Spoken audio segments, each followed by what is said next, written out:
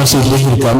ശേഷം പിന്നീട് ഇങ്ങനെ തുടരുന്ന ഇഫ്താറാകുമ്പോൾ അവിടേക്ക് എത്തും, ബാങ്കിലേക്ക് എത്തും. നമുക്കറിയാം. തുടങ്ങാണ്. അൽ-ഫാത്തിഹ.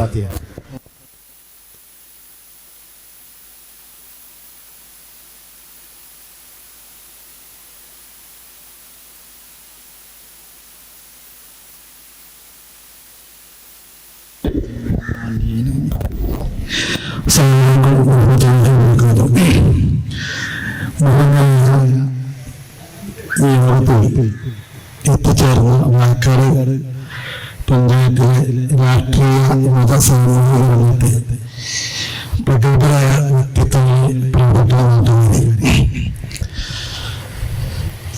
പാലക്കാട് സേവനങ്ങൾക്ക് പേരിലുള്ള ശിലാർത്ഥ സ്റ്റഡി സെന്റർ അവരുടെ 10ാമത്തെ നോമ്പുതുറ സംഘമാണ് ഇവിടെ നടത്തുന്നത്.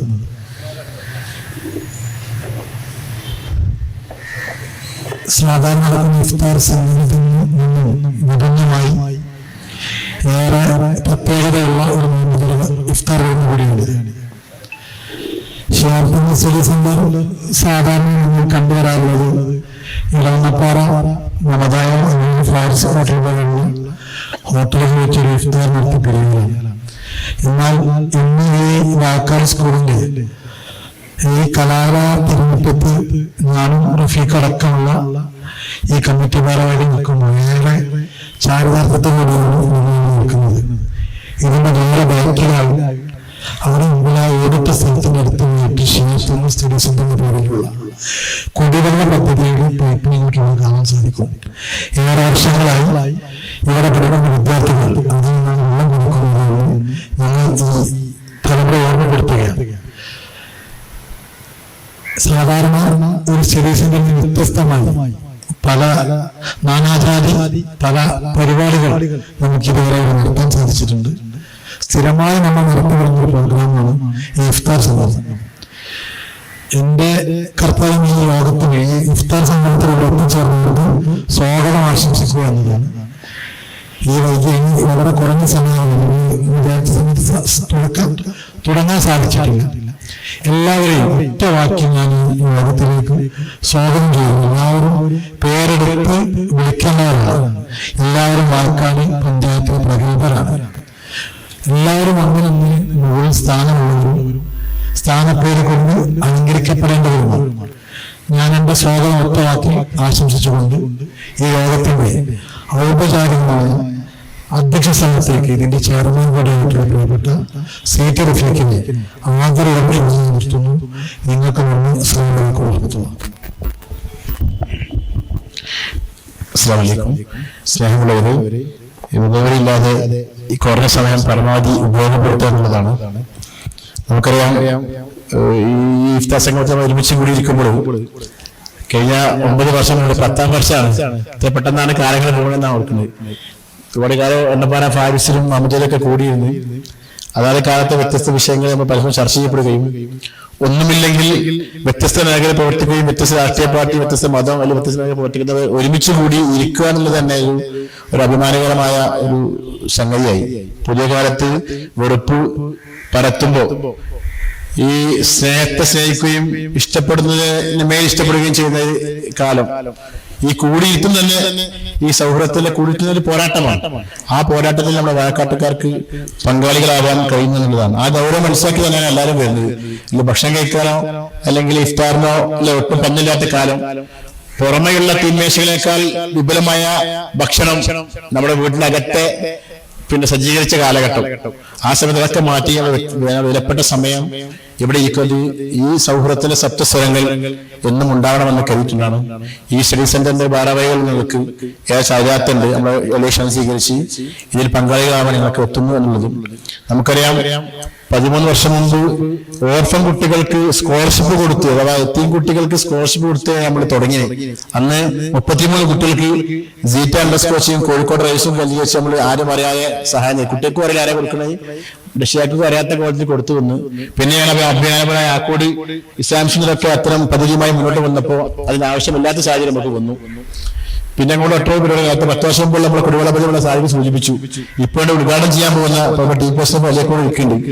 നമ്മളൊക്കെ പഠിച്ച ഈ സ്കൂൾ അത് മനോഹരമാക്കി ഒരു എയ്ഡഡ് കോളേജിനെ വെല്ലുന്ന രീതിയിൽ പിന്നെ വാഴക്കാട് അഭിമാനകരമായ കോളേജാക്കിയ ശില്പികളുണ്ട്, 2 DP-മാർ. അപ്പൊ അവിടെ തന്നെ പുതിയ കുടിവെള്ള പദ്ധതി വേണമെന്ന് പറഞ്ഞപ്പോൾ നമ്മുടെ പൂർവ്വ വിദ്യാർത്ഥികൾ കൂടിയാണ് ഇവിടെ സ്ഥാപിച്ചു. ഇനി അതിന്റെ ഈ മുകളിലെ ഭാഗത്തെ കുട്ടിക്ക് ഇറങ്ങി വരാനുള്ള പ്രയാസം, ഒരു കുട്ടി കുറച്ച് വെള്ളം കുടിക്കാൻ താഴത്തേക്ക് ഇറങ്ങി പോകണം, തിരിച്ചു പോകുന്ന പ്രയാസം പുതിയ വിദ്യാഭ്യാസത്തിൽ പറഞ്ഞപ്പോ അതിനും പരിഹാരം അടുത്ത സ്കൂൾ റീസ്റ്റാർട്ടിങ് നമ്മൾ ചെയ്യാമെന്ന് ഏറ്റിട്ടുണ്ട്. അതോടൊപ്പം പുതിയൊരു പദ്ധതി കൂടി ഈ സ്കൂളുമായി ബന്ധപ്പെട്ട് ഈ ഇതിന്റെ അവസാന നിമിഷം പ്രഖ്യാപിക്കുന്നുണ്ട്. ഏതായാലും സുദീർഘമായി സംസാരിക്കാൻ ഇവിടെ കൂടെ എല്ലാവരും ചുരുങ്ങിയ വാക്കിലെങ്കിലും ഇതിൽ പങ്കാളികൾ എന്നുള്ളതാണ്. ഇതിന് ആമുഖമായി പിന്നെ വർത്തമാനകാല സാഹചര്യത്തിലേക്ക് ഇതിലെ ചൂണ്ടിക്കൊണ്ട് നമ്മുടെ ഡയറക്ടർ നമ്മുടെ കൺവീനർ ഡോക്ടർ വാഹിദ് ഉദവി സംസാരിക്കുന്നു.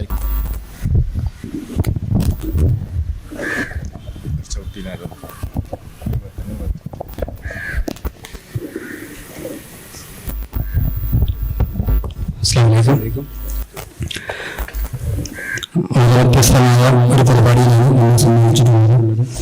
ഒരു സ്റ്റഡി സെന്റർ എന്ന പരിമിതിക്കപ്പുറത്ത് നിന്നുകൊണ്ട് നാട്ടിലെ സാംസ്കാരിക സാമൂഹിക രാഷ്ട്രീയ മണ്ഡലങ്ങളിൽ ചലനങ്ങൾ ഉണ്ടാക്കാവുന്ന രീതിയിൽ ബഹുസ്വരമായ കൂട്ടായ്മകൾ സംഘടിപ്പിക്കുക എന്ന ഒരു പദ്ധതിയാണ് ഇപ്പോൾ ഈ നടന്നുകൊണ്ടിരിക്കുന്നത്. വിശുദ്ധ റമദാന്റെ ഭാഗമായി ലോകത്തെ വിവിധ ഭാഗങ്ങളിൽ മുസ്ലിങ്ങൾ മാത്രമല്ല സഹോദര സമുദായങ്ങളും ഈ വലിയ ആരാധനയുടെ ആഘോഷത്തിന്റെ ഭാഗമായി അവരുടേതായ രീതിയിൽ മനുഷ്യത്വത്തിന്റെയും കാരുണ്യത്തിന്റെയും സഹവർത്തിത്വത്തിന്റെയും സന്ദേശങ്ങൾ പ്രചരിപ്പിച്ചുകൊണ്ടിരിക്കുന്ന ഒരു ഘട്ടത്തിലാണ് നമ്മളുള്ളത്. വിശ്വാസികൾ വ്രതാനുഷ്ഠാനം നടത്തുന്നതോടൊപ്പം തന്നെ വിശ്വാസികളുടെ സഹോദര വിശ്വാസികൾ അവരുടേതായ രീതിയിൽ ഈ ആരാധനയുടെ ആഘോഷത്തോട് ചേർന്ന് നിൽക്കുന്ന ഈ വലിയ ഒരു സന്ദേശം മുറുകെ പിടിച്ചുകൊണ്ടാണ് നമ്മളിവിടെ ഒരുമിച്ച് കൂടിയിട്ടുള്ളത്. ഈ അവസരത്തിൽ നാട്ടിലെ പ്രാദേശികമായ രാഷ്ട്രീയത്തെക്കുറിച്ചും സാമൂഹിക ബന്ധങ്ങളെക്കുറിച്ചുമൊക്കെ പ്രിയങ്കരനായ CP റഫീഖും സാദിഖുമൊക്കെ സൂചിപ്പിച്ചു കഴിഞ്ഞു. ഇനി ഒരുപക്ഷെ ദേശീയ തലത്തിലും അന്തർദേശീയ തലത്തിലും തന്നെ ഇന്ന് ഏറ്റവും കൂടുതൽ നമ്മളെ വേദനിപ്പിച്ചുകൊണ്ടിരിക്കുന്ന ഒരു സംഭവം പശ്ചിമേഷ്യയിലെ ഇറാനുമായി ബന്ധപ്പെട്ട് അതിനുമുമ്പ് അല്ലെങ്കിൽ ഇപ്പോഴും പലസ്തീനുമായി ബന്ധപ്പെട്ടുള്ള അക്രമ സംഭവങ്ങളാണ്. അമേരിക്ക അതിന്റെ സകല ധാർഷ്ട്യവും പുറത്തുവിട്ട് പാവപ്പെട്ട സാധാരണക്കാരുടെ ജീവനം അവരുടെ ജീവിതം തന്നെ നിലവിലില്ലാക്കുന്ന രീതിയിൽ പ്രകൃതി വിഭവങ്ങൾക്ക് വേണ്ടിയുള്ള യുദ്ധം, പ്രത്യേകിച്ച് സൗത്ത് ഏഷ്യൻ രാജ്യങ്ങൾക്ക് നേരെ, അതുപോലെ ഗ്ലോബൽ സൗത്ത് എന്നറിയപ്പെടുന്ന ആഫ്രിക്കൻ ഏഷ്യൻ രാജ്യങ്ങൾക്കെതിരെ ഈ പറയുന്ന അമേരിക്കൻ യൂറോപ്യൻ ശക്തി കേന്ദ്രങ്ങൾ നടത്തുന്ന ഒരു ന്യായവുമില്ലാത്ത പൂർണ്ണമായും അന്യായമായ ആയുധ നീക്കങ്ങൾക്കെതിരെ ലോകമെന്നടങ്കം ഉച്ചസ്ഥരം പ്രതിഷേധിച്ചുകൊണ്ടിരിക്കുമ്പോഴും അതിനൊന്നും ചെവി കൊടുക്കാതെ തങ്ങളുടെ സാമ്പത്തിക രാഷ്ട്രീയ സാമ്രാജ്യത്വ താല്പര്യങ്ങളുമായി മുന്നോട്ട് പോകുന്ന ഈ ഘട്ടത്തിൽ അവരോട് ഈ റമളാനിലും ഒരു നേരത്തെ ഭക്ഷണം കഴിക്കാനോ നോമ്പ് തുറക്കാനോ സാധിക്കാതെ നരകിച്ച് ജീവിക്കുന്ന 10,000-കണക്കിന് മനുഷ്യരുടെ ഐക്യദാർഢ്യം പ്രകടിപ്പിച്ചുകൊണ്ട് ഇവിടെ വന്നു ചേർന്ന എല്ലാവരെയും ഈ സമ്മേളനത്തിൽ സംസാരിക്കുന്നതിന് വേണ്ടി അവരെ ക്ഷണിച്ചുകൊണ്ട് ഞാൻ അവസാനിപ്പിക്കുന്നു.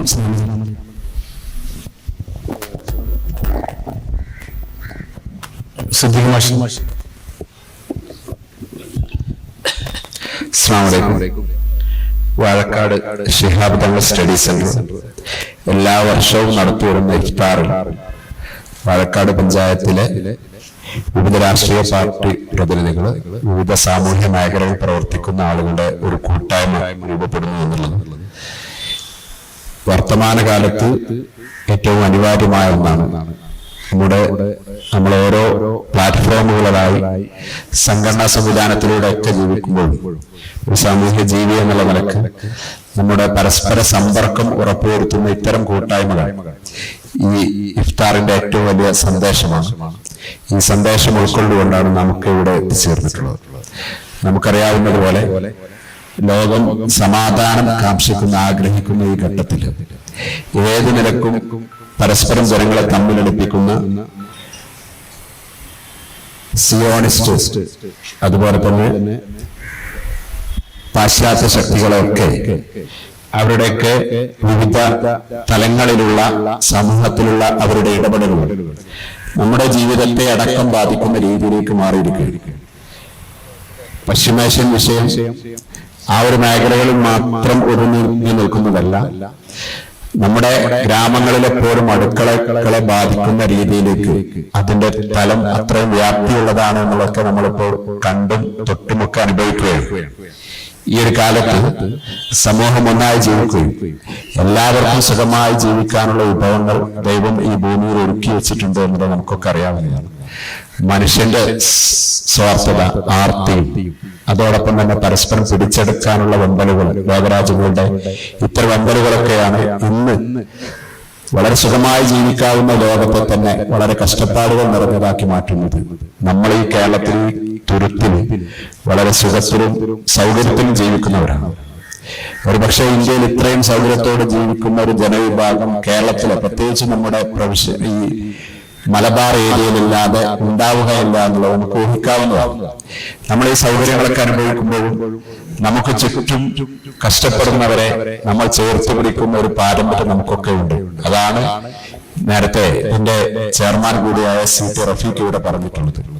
വിവിധ കാലങ്ങളിലായിട്ട് പരസ്പരം ആരും അറിയാതെ കമ്മിറ്റിയിൽ ഉൾപ്പെട്ട നമ്മൾ പോലും അറിയാത്ത ഒരുപാട് നല്ല നല്ല കാര്യങ്ങൾ അവിടെ നിന്നും ഇവിടെ നിന്നൊക്കെ സംഘടിപ്പിച്ചുകൊണ്ട് ജനങ്ങൾക്ക്, പാവപ്പെട്ടവർക്ക്, വിദ്യാർത്ഥികൾക്ക് പ്രത്യേകിച്ചും എത്തിച്ചു കൊടുക്കുന്ന സംവിധാനമൊക്കെ ഈ കാലഘട്ടത്തിന് അനിവാര്യമാണ് എന്നുള്ളത് ഈ ഒരു ചേർത്തുപിടിക്കൽ തന്നെയാണ്. ഈ കാലം വിളിച്ചോതുന്നതൊക്കെ നമുക്ക് മനസ്സിലാക്കണം. ഈ ഒരു പരിപാടിക്ക് എല്ലാവിധ ഭാവങ്ങളും നേരുന്നു. നിങ്ങൾക്ക് നന്ദി. അസ്സലാമു അലൈക്കും. പ്രിയപ്പെട്ട ജോസഫ്, അസ്സലാമു അലൈക്കും. നമസ്കാരം.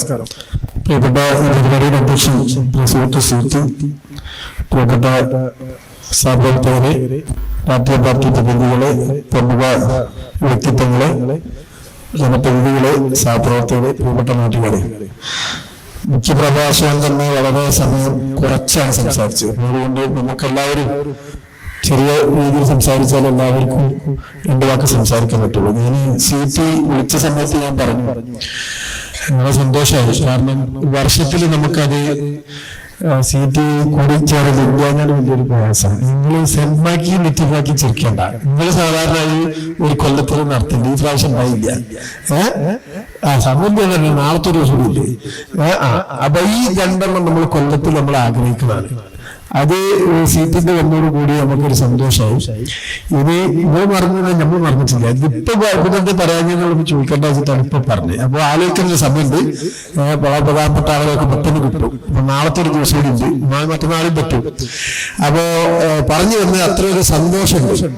ഈ ഒരു കൂടിച്ചേരൽ നമ്മളെ നാട്ടില് നമ്മൾ ഒരുപാട് ഇഫ്താർ നടത്തണം. ഞാനിപ്പോ എന്നെ സംബന്ധിച്ചിടത്തോളം 1-2 ദിവസം എന്റെ വീട്ടിൽ നിന്നിട്ടുള്ളൂ. ബാക്കിയുള്ളവർക്കൊക്കെ പുറത്ത് തന്നെയാണ്. അപ്പോ സ്വാഭാവികമായിട്ട് നമ്മൾ ഇഫ്താറിലൊക്കെ സമൂഹ നോമ്പുചേരലൊക്കെ പോകുന്നുണ്ടെങ്കിൽ പോലും ഇങ്ങനെ കൂടിയിരുന്ന് നമ്മളെല്ലാവരോടും നമ്മളെ പഞ്ചായത്തുള്ള നമ്മളെ ബന്ധപ്പെടുന്ന ആളുകളൊക്കെ കൂടിയിരിക്കുക, എന്തെങ്കിലും 2 വാക്ക് സംസാരിക്കുക, ഇത്തരം രീതിയിലേക്ക് വരുമ്പോഴാണ് ഏറ്റവും വലിയ സന്തോഷം.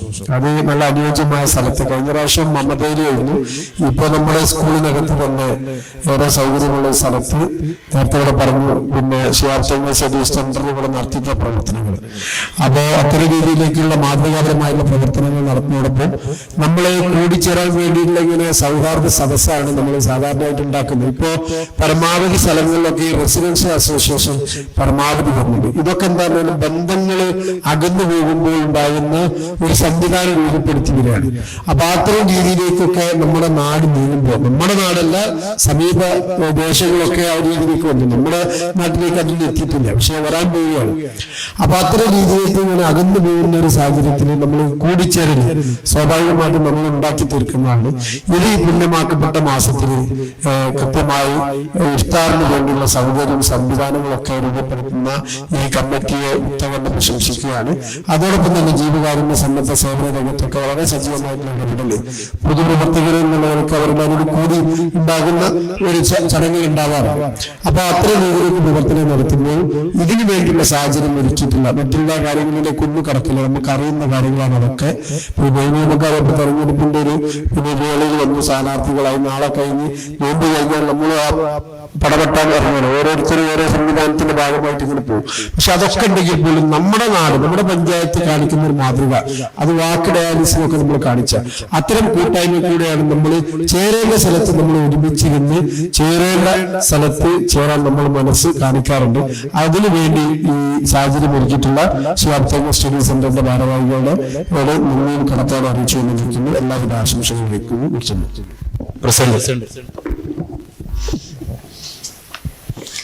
ഏറെ ബഹുമാനപ്പെട്ട വേദിയിൽ ഉള്ള വിശിഷ്ട വ്യക്തികളെ, നമുക്കറിയാം ശിഹാബ് തങ്ങൾ സ്റ്റഡി സെന്ററിന്റെ കീഴിൽ നമ്മളോട് ഒരുമിച്ച് കൂടി കഴിഞ്ഞ തവണയും ഇങ്ങനെ മമത ഗ്രാൻഡ് സിറ്റിയിൽ ഒരുമിച്ച് കൂടിയ ഒരു ഓർമ്മ അങ്ങനെ ഉണ്ട്. നമ്മളേറെ ബഹുമാനിക്കുന്ന, ഏറെ ആദരിക്കുന്ന വ്യക്തിയുടെ പേരിൽ ഇങ്ങനെ ഒരുമിച്ച് കൂടിയത് വളരെയധികം സന്തോഷം തോന്നുന്നൊരു നിമിഷമാണ്. നമുക്കറിയാം ഇതിന്റെ ചെയർമാൻ നമ്മുടെ CT റഫീഖാണ്. കൂടുതലൊന്നും ഈ അവസരത്തിൽ പറയാനില്ല. ഇങ്ങനെ ഒരു സംരംഭം ഇവിടെ ഇതിന്റെ സംഘാടകർക്ക് ഹൃദയത്തട്ടിലുള്ള അഭിനന്ദനം അറിയിച്ചുകൊണ്ട് എല്ലാവിധ ആശംസകളും നേർന്നു.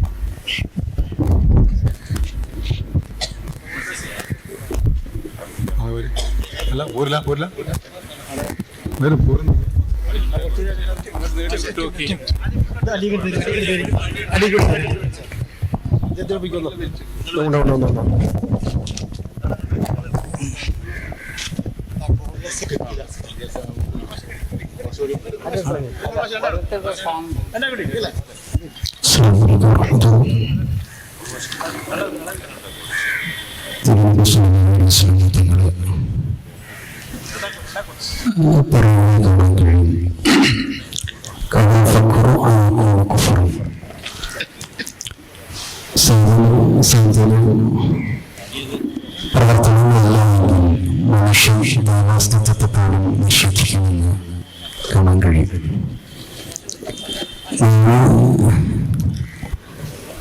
എൻ്റെ ഭാര്യ, എൻ്റെ കുടുംബം എന്നതിനപ്പുറത്തേക്ക് ഈ സമൂഹത്തോട് നമുക്ക് ഒരുപാട് പ്രതിബദ്ധത ഉണ്ട് എന്നുള്ളതാണ് ഇസ്ലാമിക സന്ദേശങ്ങൾ. ഞാൻ വെള്ളം കുടിക്കാതെ, ഭക്ഷണം കഴിക്കാതെ പട്ടിണി കടന്ന് മരിച്ചു പോകുന്നതുകൊണ്ട് എനിക്ക് അതിൻ്റെ പേരിൽ കുറ്റോ ശിക്ഷയോ ഒന്നും ദൈവത്തിൻ്റെ അടുത്ത് അള്ളാഹുവിൻ്റെ അടുത്തുനിന്നുണ്ടാവില്ല. പക്ഷെ എൻ്റെ തൊട്ടടുത്ത അയൽവാസി, അവനക്ക് ഭക്ഷണം കിട്ടാതെ മരണപ്പെട്ടാൽ, അവൻ്റെ കുഞ്ഞുങ്ങള് പഠനത്തിന് സഹായമില്ലാതെ അവൻ വേവലാതിപ്പെട്ടാൽ, അതേപോലെ അവിടുത്തെ പ്രായമായവർ അസുഖമായിട്ട് ചികിത്സിക്കാൻ കഴിയാതെ ദുഃഖത്തിലേർപ്പെട്ടാൽ, അതിൻ്റെ എല്ലാം ഒരു വിഹിതം, ഒരു കുറ്റകരമായ അവസ്ഥ എൻ്റെ ഭാഗത്തു നിന്നുണ്ട് എന്നുള്ളതാണ് ഇസ്ലാമിക മതം പഠിക്കുന്നത്. അതുകൊണ്ട് തന്നെ പുതിയ കാലത്ത് നേരത്തെ സൂചിപ്പിച്ചതുപോലെ കലുഷിതമായ അന്തരീക്ഷമാണ്. ഫാഷിസം ഒരു ഭാഗത്തുണ്ട്, സാമ്രാജ്യത്വ അധിനിവേശവും സാംസ്കാരിക അധിനിവേശവും നടന്നുകൊണ്ടിരിക്കുന്നുണ്ട്. ഈ ഫാഷിസ്റ്റ് അധിനിവേശത്തിനപ്പുറത്ത് നമുക്ക് ഈ രാജ്യത്തെ നിർമ്മിക്കണമെങ്കിൽ, രാജ്യത്തെ പൂർവാസിനെ കൊണ്ടുപോകണമെങ്കിൽ സൗഹാർദ്ദം അനിവാര്യമാണ്. പലപ്പോഴും നമ്മൾ പല ഗ്രാഫുകളിലായി, പല ഫ്രെയിമുകളിലായി മാറ്റി നിർത്തി പരസ്പരം കലഹിക്കുമ്പോഴാണ് ഏറ്റവും കൂടുതൽ ഫാഷിസത്തിന് കാണിത്തരം എന്നുള്ളതാണ്. അവിടെ നിന്ന് മാറി നമ്മളെല്ലാവരും ഒരുമിച്ചിരിക്കുമ്പോൾ ഇവിടുത്തെ ജാതിയും മതവും രാഷ്ട്രീയവും എല്ലാത്തിനും അപ്പുറത്തേക്ക് മനുഷ്യനെന്ന ഏറ്റവും മൂല്യമായ, ഏറ്റവും മൂല്യവത്തായ മനുഷ്യനെന്ന ഏറ്റവും പ്രധാനപ്പെട്ട പോയിന്റുകൾ സംസാരിക്കുമ്പോൾ, നമ്മൾ ഏറ്റവും ഒരുമിച്ച് ചേരാനുള്ള മനസ്സ് കാണിക്കുമ്പോൾ, അപ്പോഴാണ് ഈ രാജ്യം വളരെ സുന്ദരമായി മുന്നോട്ട് പോകുന്നത്. രാജ്യത്തെ പലപ്പോഴും അപകടപ്പെടുത്തിയ ചരിത്രങ്ങൾ നമ്മൾ നോക്കുമ്പോൾ നമുക്ക് മനസ്സിലാവാൻ കഴിയുന്നില്ല. മതങ്ങളെ തമ്മിൽ പലപ്പോഴും സംഘടനത്തിൽ ഏർപ്പെടുത്തിയിട്ടുണ്ട്. പലപ്പോഴും ഹൈന്ദവരെയും മുസ്ലിങ്ങളെയും ഒക്കെ സംഘടനത്തിൽ ഏർപ്പെടുത്തിയിട്ടുണ്ട്. ഈ വർഗീകരണത്തിന്റെ ഏറ്റവും പുറകിലേക്ക് നമ്മൾ അന്വേഷിക്കുമ്പോൾ അതിന്റെ നിർമ്മാണം എന്നുള്ളത് നമുക്ക് കാണാൻ കഴിയുന്നത് ബ്രിട്ടീഷ് അധിനിവേശ കാലത്ത് ബ്രിട്ടീഷുകാരന്റെ ചില നീക്കുപോക്കുകളാണ്. ബ്രിട്ടീഷുകാരൻ 3 രൂപത്തിൽ ചരിത്രത്തെ എഴുതിയിട്ടുണ്ട്. ഇന്ത്യയിലെത്താത്ത, ഇന്ത്യ കാണാത്ത, ഭാരതത്തെ എന്താണെന്ന് അറിയാത്ത കുറെ ചരിത്രകാരന്മാർ, ബ്രിട്ടീഷ് ചരിത്രകാരന്മാർ, അവർ ബ്രിട്ടനിൽ ഇരുന്നുകൊണ്ട് ഇന്ത്യയുടെ ചരിത്രത്തെ രൂപപ്പെടുത്തിയിട്ടുണ്ട്. അങ്ങനെ രൂപപ്പെടുത്തിയപ്പോൾ അവര് ഇന്ത്യയുടെ ചരിത്രത്തെ 3 വിഭജിച്ചു. ഒന്നാമത്തത് ആദ്യകാലത്ത് പുരാതന ഇന്ത്യ, ഹിന്ദു വേദഗ്രന്ഥങ്ങളൊക്കെയുള്ള ആ ഒരു നല്ല കാലത്തെ അടയാളപ്പെടുത്തി. രണ്ടാമത്തേത് രാജ്യ ഭരണാധികാരികൾ, മുസ്ലിം ഭരണാധികാരികൾ ഭരിച്ച ഭരണങ്ങളെ സംബന്ധിച്ച് ഇസ്ലാമിക് ഇന്ത്യ എന്ന് രൂപപ്പെടുത്തി. അവസാനത്തെ ബ്രിട്ടീഷ് ഇന്ത്യ രൂപപ്പെടുത്തിയതിനു ശേഷം അതിന്റെ ഉള്ളിലേക്ക് അവർ കൊണ്ടുവന്ന ഒന്ന് ആദ്യത്തെ ഹിന്ദു വർഗീയ ഹിന്ദു സനാതന മൂല്യങ്ങളും അതേപോലെ ഹൈന്ദവ ദർശനങ്ങളും മുനിമഹർഷികളും ഒക്കെയുള്ള ആ ഇന്ത്യ മഹാരാജ്യത്തെ തകർത്തത് ഇസ്ലാമിക മുസ്ലിം ഭരണാധികാരികളായിരുന്നു എന്നുള്ളത് അതിനിടയിലൂടെ തിരികെത്തുന്നുണ്ട്. അങ്ങനെയാണ് കലഹത്തിന്റെ രാഷ്ട്രീയമായ ഒരുപാട് ഉദാഹരണങ്ങളുണ്ട്. ക്ഷേത്രങ്ങൾ കൊള്ളയടിക്കുന്നുണ്ട്. അത് ഒരു മതപരമായ ഇതിന്റെ കാര്യമില്ല. അവന്റെ രാജ്യത്തിന്റെ അവന്റെ രാഷ്ട്രീയമായ അവന്റെ ഭരണം അതിനുള്ള സാമ്പത്തിക സമാഹാരത്തിന്റെ ഭാഗമായിട്ടാണ് അദ്ദേഹം അവരെ രാജാക്കന്മാരെ ആംബുലങ്ങളും അതേപോലെ പള്ളികളൊക്കെ കൊള്ളയടിച്ചത്. ആ രൂപത്തിലുള്ള സംവിധാനങ്ങൾ നമുക്ക് കാണാൻ കഴിയും. അതിൽ നിന്നൊക്കെ വ്യത്യസ്തമായി അവരെല്ലാവരും വ്യത്യസ്തമായി നിൽക്കുന്നതിന് പകരം നമ്മളെല്ലാവരും ഒന്നിച്ചു കഴിയുമ്പോൾ അതിൻ്റെതായ ഒരു വലിയ ഒരു ഊർജ്ജം നമുക്ക് ലഭിക്കുന്നുണ്ട്. അത്തരം ഒരു ഊർജ്ജത്തിനുള്ള ഒരു സ്വാദസായിരിക്കട്ടെ എന്ന് മാത്രം സൂചിപ്പിച്ചുകൊണ്ട് അവസാനിപ്പിക്കും. ഫൈസൽ പോവാണ്ട് തന്നെ മുൻകൂർ ടി അബ്ദുൽ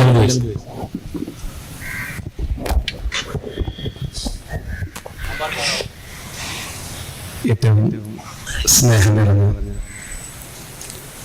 ഈ മഹത്തായ ചടങ്ങിൽ പങ്കെടുക്കാൻ വന്ന വിശിഷ്ട വ്യക്തികളെ, വിവിധ സംഘടനകളെ, സംവിധാനങ്ങളെ ഒക്കെ പ്രതിദാനം ചെയ്യുന്ന പ്രിയപ്പെട്ട സുഹൃത്തുക്കളെ, ഈ മനോഹരമായ സായം സന്ധ്യയിൽ നമ്മൾ ഒരുമിച്ചിരുന്നു കൊണ്ട് നമുക്ക് എന്തൊക്കെ നന്മകൾ സൃഷ്ടിക്കാൻ കഴിയുമെന്നുള്ള ഒരു ആലോചനയുടെ മുറ്റത്താണ് നമ്മൾ കൂടിയിരിക്കുന്നത്. നമുക്കറിയാമല്ലോ, ഈ ഉമ്മത്തിനെ ഖൈർ ഉമ്മ എന്ന പരിചയപ്പെടുത്തുന്നത്.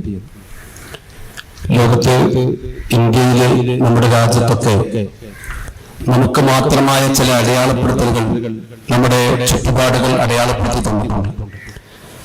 ലോകത്തും അതല്ലെങ്കിൽ നമ്മുടെ ചുറ്റുപാടുകളിൽ നമ്മുടെ കേരളത്തിന്റെ വർത്തമാനകാലത്തെ മാത്രം പരിശോധിച്ചാൽ ഇതൊരു ഖൈർ ഉമ്മത്താണ് എന്ന് ഇവിടുത്തെ സാഹചര്യങ്ങൾ നമ്മളെ അടയാളപ്പെടുത്തിയതിൽ ഏറ്റവും പ്രധാനപ്പെട്ടത്. ഈ സമുദായത്തിലാണ് ഏറ്റവും കൂടുതൽ ആത്മഹത്യ കുറവ് എന്നുള്ളത് ഈ ഉമ്മത്തിന് വകവെച്ചു തന്നതാണ്. ഏറ്റവും ആത്മഹത്യ കുറവുള്ളത് നമ്മുടെ ഉമ്മത്താണ്. രണ്ടാമത് വൃദ്ധസദനങ്ങളിലേക്ക് തള്ളിക്കൊണ്ടുപോകുന്നതും വൃദ്ധസദനങ്ങളിലെ എണ്ണം പരിശോധിക്കുമ്പോൾ വളരെ കുറവ് ഈ ഉമ്മത്താണ്. അതേപോലെ ഒരു ദുരന്തമുഖത്ത് ഏറ്റവും മെയ്യെ അവന്റെ ശരീരവും സമ്പത്തും നൽകി സമർപ്പിക്കുന്നത് ഈ ഉമ്മത്താണ്. ഏറ്റവും അവസാനമായി നമുക്കറിയാമല്ലോ, രാഹുൽ ഈശ്വരനെ പോലത്തെ ആളുകൾ പറഞ്ഞു തന്നതും വളരെ കുറഞ്ഞ വൈവാഹികമായ പ്രോസസ്സ് അത് മുസ്ലിം ഉമ്മത്തിന്റെ മാത്രം പ്രത്യേകതയാണ്, ഈ സമുദായത്തിന്റെ മാത്രം പ്രത്യേകതയാണ്. അടുത്ത് ഞാനൊരു ചർച്ച കേട്ടു. ആ ചർച്ചയിൽ സ്വാഭാവികമായി അവിടെ പറയപ്പെടുന്നത്, സാധാരണ നമ്മൾ ഉള്ളിൽ വെച്ച് നമ്മൾ സംസാരിക്കാറുണ്ട്, നമ്മൾ എന്തിനാണ് ഈ ആവശ്യമില്ലാത്ത ഫുഡൊക്കെ ഉണ്ടാക്കുന്നതെന്ന് ചോദിക്കാറുണ്ട്. പക്ഷേ ഒരു വളരെ പോസിറ്റീവായ ഒരു സഹോദരൻ, പുറത്തുനിന്നൊരു സഹോദരൻ മുസ്ലിം സമുദായത്തിന്റെ ഭക്ഷണത്തെ കുറിച്ച് പറഞ്ഞതാണ്. അവർ നല്ല ഭക്ഷണം ഉണ്ടാക്കുന്നു, നല്ല ഭക്ഷണം, വിഭവ സമൃദ്ധമായ ഭക്ഷണം അവർ ഉണ്ടാക്കുന്നു. എന്തുകൊണ്ട് അവർ വിഭവ സമൃദ്ധമായ ഭക്ഷണത്തിന്റെ വെറൈറ്റികൾ എന്തുകൊണ്ട് അവർ ടേസ്റ്റ് ചെയ്യുമെന്നറിയോ? എന്തുകൊണ്ടെന്ന് പറഞ്ഞാൽ അവർക്ക് വൈകിട്ട് എന്താ പരിപാടി എന്ന് പറയുന്ന മറ്റൊരു പരിപാടിയില്ല എന്ന് പറഞ്ഞാൽ അവർക്ക് ലഹരിയില്ല. ആ ലഹരിക്ക് പകരമായി നല്ല ഭക്ഷണം അവർ ആസ്വദിക്കുകയും അതവർ സമർപ്പിക്കുകയും ചെയ്യുന്നതാണ് എന്ന് പറഞ്ഞുകൊണ്ടാണ് പ്രിയപ്പെട്ടവരെ നമ്മുടെ ഭക്ഷണത്തിന്റെ വെറൈറ്റിയെ പോലും ആളുകൾ കണ്ടത്. ഞാൻ പറഞ്ഞത് മാത്രമല്ല, ഒരുപാട് കാര്യങ്ങൾ, അതായത് നമ്മുടെ ചുറ്റുപാട് ഇന്നത്തെ സാഹചര്യം ഈ ഉമ്മത്തിന് മാത്രം വകവെച്ചു തന്ന ഒരുപാട് പോസിറ്റീവ്സ് മറ്റുള്ള മതങ്ങളെക്കാൾ മറ്റു ദർശനങ്ങളെക്കാൾ പറഞ്ഞു വെച്ചതിന്റെ ചില ഉദാഹരണങ്ങൾ മാത്രമാണ് ഞാൻ പറഞ്ഞു. അതുകൊണ്ട് ഞാൻ അവസാനിപ്പിക്കുകയാണ്. അപ്പോൾ നമ്മെ സംബന്ധിച്ചിടത്തോളം വളരെ പ്രധാനമായി നമ്മുടെ ഇറാനിലെ അതല്ലെങ്കിൽ ഫലസ്തീനിലെയൊക്കെ പ്രശ്നങ്ങളുണ്ട്. മഹാനായ റസൂലുള്ളാഹി സ്വല്ലല്ലാഹു അലൈഹി വസല്ലം രണ്ട് കാര്യങ്ങളാണ് നമ്മോട് പറഞ്ഞു. നിങ്ങൾക്ക് റസൂലുള്ളാഹി പറയാ, വല്ലാത്തൊരു ഹദീസാണ്. ഞാൻ ആ ഹദീസിന് പല സമയത്തും ആ ഹദീസ് ചിന്തിച്ചുകൊണ്ട് ഇങ്ങനെ വല്ലാതെ അതിനെ ഞാൻ ചിന്തിച്ചു പോയിട്ടുള്ള ഹദീസ്. റസൂലുള്ളാഹി പറയാണ്, നിങ്ങളുടെ മുമ്പിലേക്ക് വസ്തഖ്ബിലു അംവാജൽ ബലാഇ, പരീക്ഷണത്തിലെ തിരമാലകൾ നിങ്ങളുടെ മുമ്പിലേക്ക് നിങ്ങൾ വരുന്ന സമയത്ത് നമുക്കറിയാം ഏത് ഏതൊരു അവസ്ഥയിലും പരീക്ഷണത്തിന് മുഖത്ത് ഈ സമുദായം നിൽക്കുമ്പം ഈ സമുദായം 2 കാര്യങ്ങൾ കൊണ്ടാണ് അതിനെ നിങ്ങൾ നേരിടേണ്ടതെന്ന് പറഞ്ഞു. പ്രിയപ്പെട്ട ഉമ്മത്തെ, അത് മാത്രമാണ് എനിക്ക് പറയാനുള്ളത്. ഒന്ന് ബിദ്ദുആയി പ്രാർത്ഥനയാണ്. പ്രാർത്ഥന നമ്മൾ നന്നായി ദുആ ചെയ്യുന്നു, നന്നായി നമ്മൾ പ്രാർത്ഥിക്കുന്നുണ്ട്. പക്ഷേ രണ്ടാമത്തേതാണ് വിനയമാണ്. ഒരു പരീക്ഷണത്തിൽ ഈ സമുദായം ഉണ്ടാകുമ്പം നമ്മളിൽ ഉണ്ടാവേണ്ടത് ഏറെ വിനയമാണ്. ഇത് ഞാൻ പറയുന്നത് നമുക്കറിയാമല്ലോ. ഒരു നല്ല സുഹൃതമായ ഇഫ്താർ പോലും, അത് ഞാൻ ഖുത്ബ നിർവഹിക്കുന്നത് കോഴിക്കോട് ഒരു ബീച്ചിലടുത്തുള്ള ഒരു പള്ളിയിലാണ്.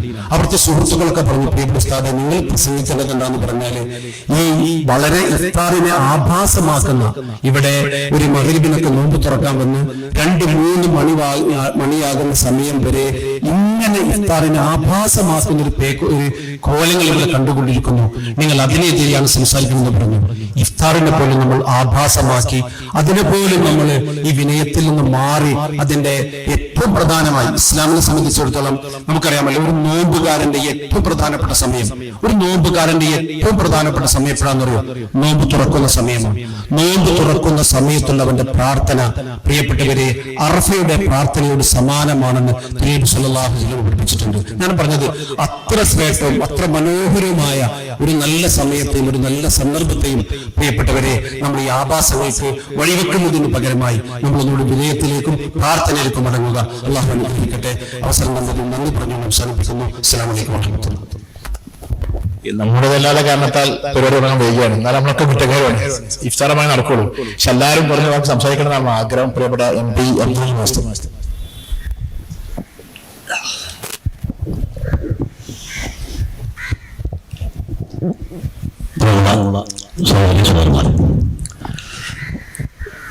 എനിക്ക് മുമ്പ് ഒരുപാട് ആളുകൾ സംസാരിച്ചിട്ടുണ്ടാവും. 1-2 മാത്രമാണ് കേട്ടുള്ളത്. കഴിഞ്ഞ വർഷവും ഇതുപോലെ പരിപാടിയിൽ പങ്കെടുത്തിരുന്നു. എടവണ്ണപ്പാറ വെച്ച്. ഇതിവിടെ ഒരു സ്റ്റഡീസിൻ്റെ പരിപാടി, ശിഹാബ് സ്റ്റഡീസിൻ്റെ പരിപാടിയാണ്. സ്റ്റഡി എന്ന് പറഞ്ഞാൽ പഠിക്കാനാണ് അർത്ഥം. അപ്പോൾ നമ്മൾ കാര്യങ്ങൾ പഠിക്കാൻ വേണ്ടിയുള്ള അവസരം ഉണ്ടാവേണ്ടത് ഏറ്റവും പ്രധാനപ്പെട്ട കാര്യമാണ്. ഇതുപോലെ ഈ നോമ്പുകാലത്ത് ഒരു ദിവസമെങ്കിലും ഇത്തരം ഒരു സംരംഭത്തിന് വേണ്ടി മാറ്റിവെക്കുക എന്നത് ഏറ്റവും പ്രധാനപ്പെട്ട കാര്യമാണ്. അപ്പം അതിനുവേണ്ടി മുൻകൈയെടുത്ത ഇതിന്റെ പ്രവർത്തകരെ ഞാൻ ആദ്യമായി അഭിനന്ദിക്കാം. സുദീർഘമായ പ്രശ്നത്തിന് പറ്റിയ സമയമല്ല. പക്ഷെ നമ്മെ സംബന്ധിച്ച് ഇവിടെ പലരും സൂചിപ്പിച്ച പോലെ നമ്മുടെ നാട്ടിൽ നടക്കുന്ന എല്ലാ സംഭവങ്ങളെ കുറിച്ചും കൃത്യമായി മനസ്സിലാക്കിക്കൊണ്ട് മാത്രമേ നമുക്ക് മുന്നോട്ട് പോകാൻ പറ്റുള്ളൂ. നമ്മുടെ നാടിനെ സംബന്ധിച്ച് ഇപ്പൊ പഴയകാലത്തുമല്ല, ഈ ദാരിദ്ര്യം അനുഭവിക്കുന്ന ആളുടെ എണ്ണം വളരെ കുറവാണ്. എന്നാൽ കഷ്ടപ്പാട് അനുഭവിക്കുന്ന ഒരുപാട് ആളുകൾ നമ്മുടെ ലോകത്തിന്റെ പല ഭാഗങ്ങളിലുണ്ട്. ഇപ്പൊ പ്രത്യേകിച്ചും ഒരു യുദ്ധാന്തരീക്ഷം നിൽക്കുന്ന നമ്മുടെ പശ്ചിമേഷ്യൻ രാജ്യങ്ങളൊക്കെ അവിടെ നിന്ന് വരുന്നതുകൊണ്ടുള്ള വാർത്തകൾ വളരെ വേദനയുണ്ടാക്കുന്നതാണ്. അവിടെ കഷ്ടപ്പെടുന്ന ആളുകൾ, അവരെ സഹായിക്കാനുള്ള മനസ്സ് നമുക്കെല്ലാവർക്കും ഉണ്ടാവണം. അങ്ങനെയുള്ള ആളുകൊണ്ടാണ് ഒരു പക്ഷേ അത്തരം സ്ഥലങ്ങളിൽ ഒരുപാട് പ്രയാസങ്ങളിൽ നിന്ന് വരെ മോചിപ്പിക്കാൻ വേണ്ടി കഴിയുന്നത്. യുദ്ധം എന്നത് തീർത്തും അനാവശ്യമായ കാര്യമാണ്. പ്രശ്നങ്ങൾ പരസ്പരം സംസാരിച്ച് പരിഹരിക്കാൻ വേണ്ടത് വ്യക്തികൾ തമ്മിലും കുടുംബങ്ങൾ തമ്മിലുള്ള പ്രശ്നങ്ങൾ പരിഹരിച്ച് തീർക്കുന്നത് പോലെ രാജ്യങ്ങൾ തമ്മിലുള്ള പ്രശ്നങ്ങളും സംസാരിച്ച് തീർക്കേണ്ട വിഷയങ്ങളാണ്. അതിന് യുദ്ധം ഒരു പരിഹാര മാർഗമല്ല. അതുണ്ടാക്കുന്ന കെടുതികൾ വളരെയാണ്. ഇറാനും ഇസ്രായേലും തമ്മിലുള്ള ചെറിയ സംഘർഷം ഉണ്ടാകുമ്പോൾ നമ്മുടെ അടുക്കള പൂട്ടേണ്ടി വരുന്നു എന്ന ഒരു സ്ഥിതി നാം മനസ്സിലാക്കണം. അപ്പൊ എത്രയോ കാലങ്ങൾക്കകലെ ആണ് സംഭവം നടക്കുന്നതെങ്കിലും നമ്മുടെ അടുക്കളയിലേക്കും അതിന്റെ അലയൊലികൾ എത്തിച്ചേരുന്നു എന്നത് ഏറ്റവും പ്രധാനപ്പെട്ട കാര്യമാണ്. ഇതെന്തുകൊണ്ട് സംഭവിക്കുന്നു, എന്താണ് ഇത് ആവർത്തിക്കാതിരിക്കാനുള്ള മാർഗം എന്നെ സംബന്ധിച്ച് നമ്മൾ ഗൗരവപൂർവ്വം ആലോചിക്കണം. ഇതിന്റെ കാര്യങ്ങളിൽ സന്ദേശങ്ങൾ മുഴുവൻ ജനങ്ങൾക്ക് എത്തിക്കാനും രാഷ്ട്രങ്ങളെ ആ തരത്തിൽ ചിന്തിപ്പിക്കാനും ആവശ്യമായ പ്രവർത്തനങ്ങൾ നമുക്ക് സംഘടിപ്പിക്കാൻ കഴിയണം. അതിന് ഇത്തരം വേദികളിൽ ഇതിനെതിരായിട്ടുള്ള യുദ്ധത്തിനെതിരായിട്ടുള്ള സമാധാനത്തിന് വേണ്ടിയുള്ള ഈ സന്ദേശങ്ങളും ആഹ്വാനങ്ങളും നമുക്ക് ഉണ്ടാക്കിയെടുക്കാൻ വേണ്ടി കഴിയണം. അത്തരം കാര്യങ്ങൾക്ക് വേണ്ടിയുള്ള പ്രവർത്തനങ്ങളാണ് ഈ ഒരു കാലത്ത് നാം ഏറ്റവും നന്നായി ഏറ്റെടുക്കേണ്ടത് എന്നാണ് ഇതുമായി ബന്ധപ്പെട്ട് എനിക്ക് സൂചിപ്പിക്കാനുള്ളത്. പക്ഷേ ഈ ഒരു സംഘർഷം ഉണ്ടായിട്ട് ഏതാണ്ട് ഒരു മാസത്തോളം ആയി. പക്ഷെ വേണ്ട രീതിയിൽ നമ്മുടെ നാട്ടിൽ അതിനെതിരായുള്ള ഒരു നീക്കമുണ്ടായോ എന്നത് നമ്മൾ പരിശോധിക്കേണ്ട വിഷയമാണ്. അപ്പൊ നമ്മളെ സംബന്ധിച്ച് അത്തരം വിഷയങ്ങളിൽ കുറച്ചുകൂടി ഊന്നൽ നൽകിക്കൊണ്ടുള്ള കൂട്ടായ്മകൾ നമുക്ക് ഉണ്ടാക്കിയെടുക്കാൻ കഴിയണം. അത് ഏതെങ്കിലും ഒരു പ്രത്യേക വിഭാഗത്തിന്റെ വേണ്ടി മാത്രമല്ല, എല്ലാവർക്കും വേണ്ടിയുള്ളതാണ് എന്ന് മനസ്സിലാക്കിക്കൊണ്ട് അത്തരം കൂട്ടായ്മകൾ എല്ലാവിധ അഭിപ്രായ വ്യത്യാസങ്ങളും മാറ്റിവെച്ചുകൊണ്ട് നമുക്ക് ഉണ്ടാക്കിയെടുക്കാൻ വേണ്ടി കഴിയണം. അതിന് ഈ ഒരു പരിപാടി പ്രചോദനമാകട്ടെ എന്ന് ആത്മാർത്ഥമായി ആഗ്രഹിച്ചുകൊണ്ട് എല്ലാവർക്കും എല്ലാവിധ നന്മകളും നേർന്നുകൊണ്ട് ഞാൻ വാക്കുകൾ ഉപസംഹരിക്കുന്നു.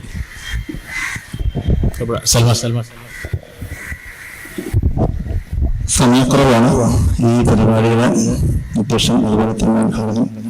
എല്ലാവർക്കും അഭിവാദ്യങ്ങൾ. നമുക്കറിയാം, പശ്ചിമേഷ്യയിലെ നമ്മുടെ സഹോദരങ്ങളടക്കം വലിയ പ്രയാസത്തിൽ അനുഭവിച്ചുകൊണ്ടിരിക്കുക. പശ്ചിമേഷ്യയിലെ പ്രശ്നങ്ങളെ പറ്റിയാണ് പലരും ഇവിടെ സൂചിപ്പിച്ചിട്ടുള്ളത്. പശ്ചിമേഷ്യയിലെ വിഷയം എന്ന് പറയുന്നത് ലോക സാമ്പത്തികവുമായി ബന്ധപ്പെട്ട കാര്യങ്ങളാണ്. ലോകത്തിന്റെ സാമ്പത്തിക ഘടനയെ കൈപ്പിടിയിലൊതുക്കുക എന്നുള്ള ഫാസിസ സാമ്രാജ്യത്വ ശക്തികളുടെ ഒരു അജണ്ടയാണ്. ഈ അജണ്ട ഇന്നോ ഇന്നലെ തുടങ്ങിയതല്ല. 2020 നൂറ്റാണ്ടിന്റെ തുടക്കത്തിൽ 2014 മുതൽ തുടങ്ങിയ ഒരു സംഭവമാണ്. അതിന്റെ എല്ലാ കാര്യങ്ങളൊക്കെ എല്ലാവർക്കും അറിയാം. അപ്പോ അതിനെ കൈപ്പിടിയിൽ ഒതുക്കാൻ വേണ്ടി പശ്ചിമേഷ്യൻ രാജ്യങ്ങളിൽ ലോകത്തിന്റെ ഏറ്റവും വലിയ സാമ്പത്തിക ഘടനയുടെ കേന്ദ്രബിന്ദുവാണ് ഈ ഹോർമുസ് കടലിടുക്ക് അടക്കമുള്ള പ്രദേശങ്ങൾ. അതിലൂടെ കപ്പൽ ഗതാഗതം നിലച്ചപ്പോൾ തന്നെ നമ്മുടെ അടുക്കളകൾ ഗ്യാസ് ഇല്ലാതെയും പുകയാതെയും നിൽക്കുന്ന ഒരവസ്ഥ ഉണ്ടാകുന്നത് ചെറിയൊരു രൂപമാണ് കണ്ടത്. അപ്പോൾ ആ ഫാസിസത്തിന്റെ വിധത്തിലുള്ള അതിലുള്ള ഈ സാമ്രാജ്യ ശക്തികൾക്കിടയിലുള്ള കൂട്ടായ്മയായി എന്ന മാനവും എല്ലാവിധ ഈ പരിപാടി സംഘടിപ്പിച്ച ശാസ്ത്രജ്ഞ സ്റ്റഡീസിൽ എല്ലാവിധ ആശംസകൾ നേർന്നുകൊണ്ട് നിർത്തുന്നു. നമസ്കാരം.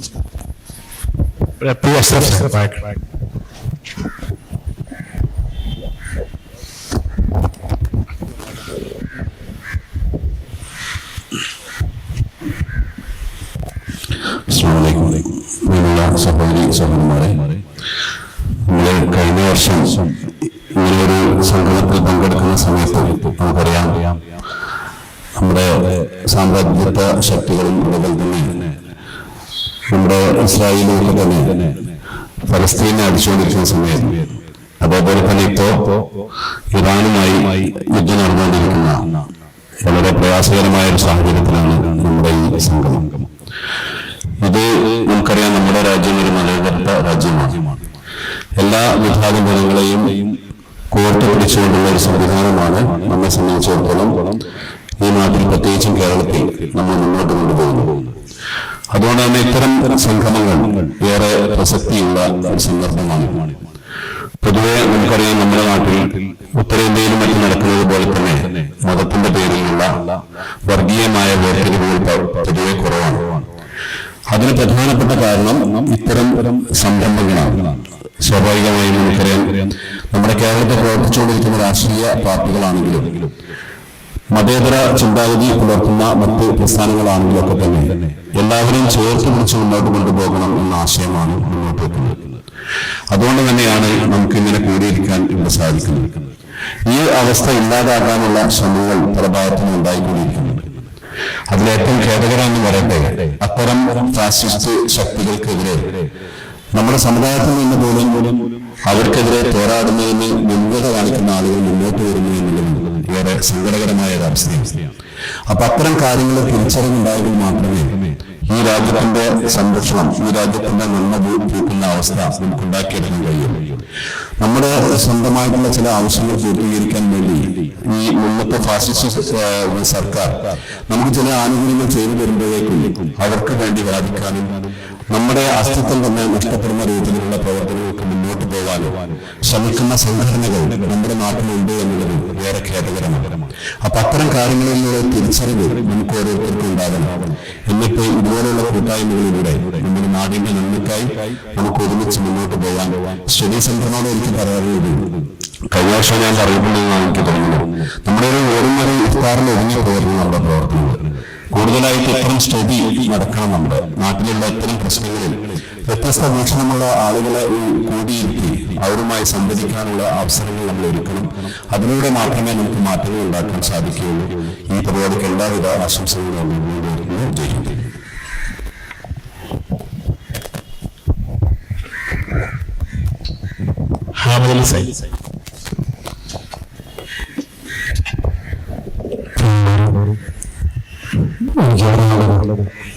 ഒരു യുദ്ധ പശ്ചാത്തലത്തിൽ നമ്മുടെ അടുപ്പ് തിരിച്ചു വരുന്നു എന്ന് കാണുമ്പോൾ എനിക്ക് തോന്നിയൊരു കാര്യം, എത്ര വേഗതയിലാണ് നമ്മൾ ലോകത്തെ സൗകര്യങ്ങൾ ഉപയോഗിച്ചപ്പോൾ ആയിരക്കണക്കിന് വർഷങ്ങളായി നമ്മൾ കൊണ്ടു നടന്നിരുന്ന പലതിനെയും കൈവിട്ടത്. അപ്പൊ നമ്മുടെ ഒരു വീട്ടിന്റെ അകത്തേക്ക് വന്നു കഴിഞ്ഞാൽ അവിടേക്ക് കാറ്റ് കിട്ടുന്നില്ല. ഞാൻ എല്ലാ വീട്ടിൽ കയറുമ്പോഴും ഇപ്പൊ പുതിയ വീട്ടിലാണെങ്കിൽ കർട്ടൻ 2 ഇട്ടിട്ട് ജനലെല്ലാം അടച്ചിട്ട് AC ഓൺ ആക്കണം. എത്ര കാലം AC ഓൺ ചെയ്യാൻ പറ്റുമെന്നുള്ളത് യുദ്ധം നീണ്ടുപോകുന്നതനുസരിച്ചിരിക്കും. കാരണം പവർ വരുന്നത് പവർ ഗ്രിഡിൽ നിന്നാണ്, പവർ വരുന്നത് വെള്ളത്തിൽ നിന്നല്ല. അപ്പൊ വെള്ളം മാത്രമാണ് കേരളത്തിലെ ഒരു സോഴ്സ് എന്ന് പറയുന്നത്. പക്ഷെ നമുക്ക് കേന്ദ്ര ബോർഡിൽ നിന്ന് കിട്ടുന്നത് ഈ പറയുന്ന ഡീസലോ അല്ലെങ്കിൽ കൽക്കരിയോ കത്തിച്ചാൽ. അപ്പൊ ഒരു ഇന്ധനത്തിന്റെ ഒരു സോഴ്സ് അടയുമ്പോൾ മാത്രം നമ്മുടെ ഒട്ടുമിക്ക കെട്ടിടങ്ങളും ഉപയോഗശൂന്യമായിപ്പോ. വെള്ളം തന്നെ നമുക്ക് കുടിവെള്ളം ഇപ്പം ഈ കിണറിലെ വെള്ളം നമ്മൾ മുക്കി കുടിച്ചിരുന്നു. അപ്പൊ എത്രയോ പെട്ടെന്ന് നമ്മുടെ കിണറുകൾ നമ്മുടെ നിന്നും ഇല്ലാതായിക്കൊണ്ടിരിക്കുക. കിണറുന്നതിന് പകരം നമുക്ക് കുപ്പിവെള്ളത്തിലേക്ക് നമ്മൾ മാറി. അപ്പൊ ഒരു ബോട്ടിൽ വെള്ളം കല്യാണ വീട്ടിൽ ഉപയോഗിക്കുകയാണെങ്കിൽ കല്യാണത്തിന് എപ്പോഴും കാണാറുണ്ട്. സർക്കാർ എന്തുകൊണ്ടാണ് 300 ml നിരോധിച്ചെന്ന് വെച്ചാൽ അത് ബോട്ടിൽ ചെറിയ ചെറിയ ബോട്ടിൽ റോഡിൽ കാണേണ്ടതെന്ന് നൽകുന്നുണ്ട്. അപ്പൊ ഓഡിറ്റോറിയത്തിൽ ഒരു കിണറിലോ അല്ലെങ്കിൽ ഒരു ഫിൽട്ടർ യൂണിറ്റ് അവിടെ ഉണ്ടാക്കുന്നതിന് പകരം ഓരോ വ്യക്തിക്കും നമ്മൾ 300 ml മേലെ 500 ml വെള്ളം കൊടുക്കുന്നു. അയാൾ ഒരു സിപ്പോ 2 സിപ്പോ കുടിക്കുന്നു, വേസ്റ്റ് ആക്കുന്നു.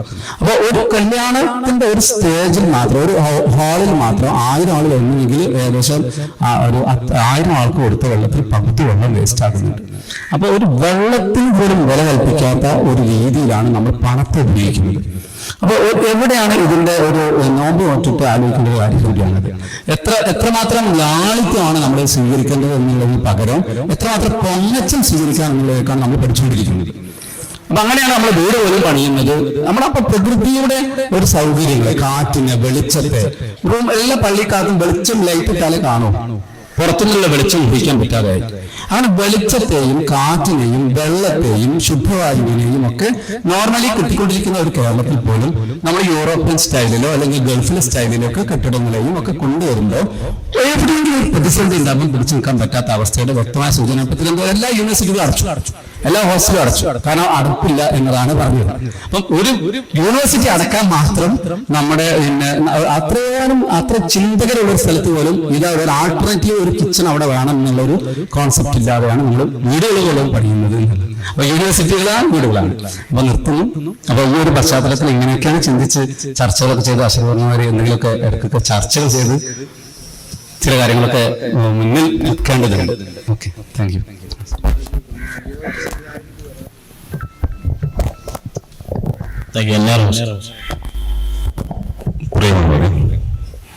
ശിഹാബ് സ്റ്റഡി സെന്ററിന്റെ പരിപാടി വർഷങ്ങളായിട്ട് ഇവിടെ നടന്നു വരുന്നതാണ്.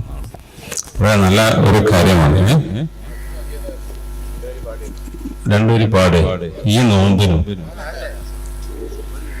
വേണ്ട പാട്ടിങ്ങനെ എൻ്റെ വന്നുകൊണ്ടിരിക്കുകയാണ്. പിന്നെ എപ്പോഴും ഇതിന്റെ ആവശ്യമില്ലാന്ന് തോന്നുന്നു. നല്ലൊരു പ്രോഗ്രാമാണ്. എൻ്റെ ഭാഷയിൽ പറയുന്നത് ഒരു സിംഫണി എന്ന് ഞങ്ങൾ പറയും.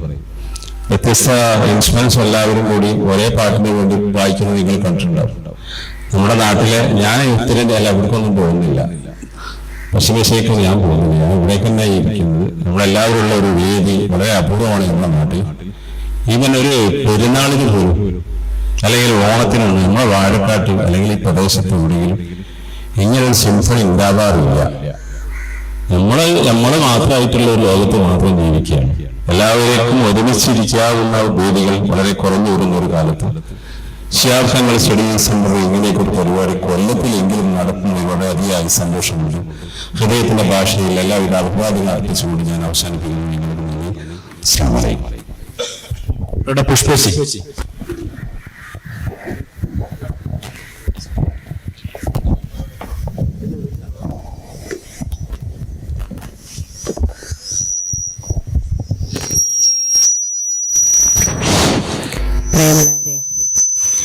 ഈ വൈകിയ വേള അവിടെ വന്ന് കണ്ടപ്പോൾ സിയാബ് തങ്ങൾ സ്റ്റഡി സെന്റർ സ്നേഹസംഗമം വളരെ ഗംഭീരമായ ഒരു പ്രോഗ്രാമായി തോന്നി.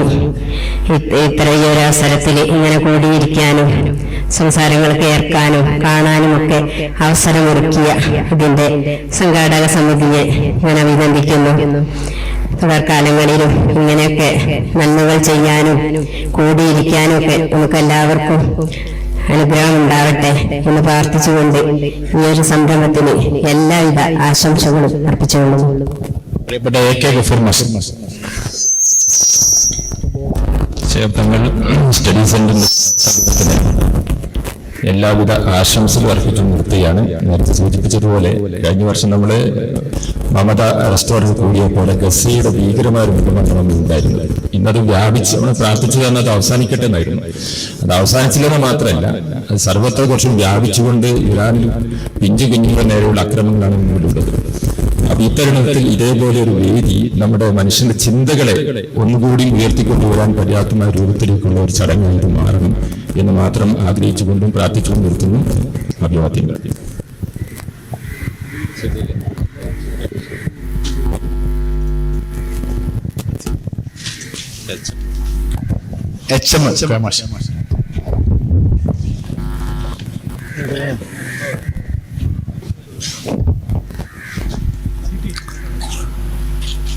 യോഗാധ്യക്ഷൻ റഫീഖ് സാഹിബ്, മറ്റു വേദിയിലും സദസ്സിലുമുള്ള വിശിഷ്ടവ്യക്തികളെ, ഒരു ഷാർജഹൽ ചാരിറ്റി ട്രസ്റ്റിന്റെ ആഭിമുഖ്യം നടക്കുന്ന ഇഫ്താർ സംഘത്തിലാണ് ഒത്തുചേർന്നിരിക്കുന്നത്. ഈ സംഗമം സ്നേഹത്തിന്റെയും സമാധാനത്തിന്റെയും ഐശ്വര്യത്തിന്റെയും ശാന്തിയുടെയും നാളാക്കിയിട്ട് എന്ന് ആശംസിക്കുകയാണ്. പല വിദ്യാലയത്തിൽ തിരുവനന്തപുരത്താണ് എല്ലാവരും ഒത്തുചേർക്കുന്നത്. ഇവിടെ എല്ലാവരും പൂർവ്വവിദ്യാർത്ഥികളാണ്. കഴിഞ്ഞ 2-ാം തീയതി നമ്മുടെ സ്കൂളിൽ വെച്ച് സ്റ്റാഫിന് ഒരു ഇഫ്താർ സംഘടിപ്പിച്ചിരുന്നു. അത് വളരെ ഗംഭീരമായിരുന്നു. അതിനൊക്കെ മാറ്റമേറിയ ഒരു ചടങ്ങാണ് ഇത് നമ്മൾ വിവരിക്കുന്നത്. ഇവിടെ എല്ലാ സമുദായ ഐക്യത്തിൽപ്പെട്ട എല്ലാ ആളുകളും എത്തിച്ചേർന്നുള്ള പരിപാടിയാണ്. മാത്രമല്ല, സമൂഹത്തിൽ ദുരിതം അനുഭവിക്കുന്നവരുടെ കണ്ണീരൊപ്പുന്ന പ്രവർത്തനങ്ങളാണ് ശബ്ദങ്ങൾ ചാറ്റി പ്രശ്നം നടത്തിക്കൊണ്ടിരിക്കുന്നത്. അപ്പം ഈ പരിപാടിക്ക് എല്ലാ വിഭാഗങ്ങളും സ്കൂളിൽ പോകുന്നതോട് അമർത്തുന്നു ചെയ്യുന്നു.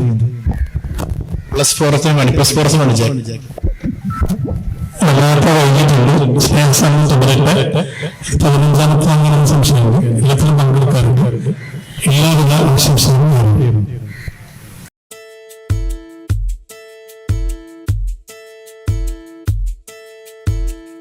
ആനേ മദന പൂങ്കാനി തേനാളേ ആടങ്ങൾ വഴിപ്പെട്ടാൽ എന്നെ ഇന്നാളേ വാനപുരി ഹുസ്നുൽ ജമാലോടെ